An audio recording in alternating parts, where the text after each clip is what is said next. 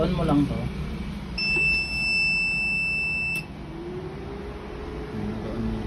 Meron na tong output pagka on mo.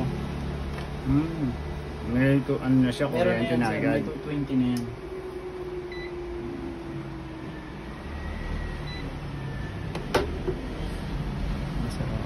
AC, line, tsaka neutral lang. LN. May 220 na yan na volts. Pero may control kasi rito.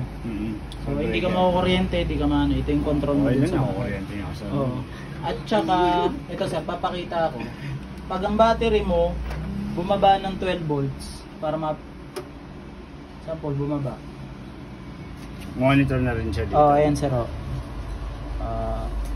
mag-11.950. example, 11, mas maba. Ayan. 11 na. Ayan, may fault yan. Automatic na siya, tapos mag-ano na yan. Ayan. Charge na lang din Ayan. siya kung sakali. Sabihin yan, namatay na nga. Hindi na niya ma-reach. Hindi na kaya. Dito natin. Baga hindi niya na kaya yung ganong kababang supply niya, no?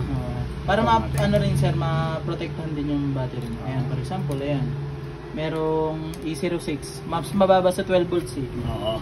Yun naman sir, wala na yung output. Hindi na talaga kaya. Di na yung kaya. Ayan. Wala po yun. Para sa motor lang din naman. Sorry yan. And then tataas. Pag tinaas mo, babalik po yung output mo. Ganun lang siya. Ayan. Default. Yung pagkabalik niya. Ganun lang siya sir. And then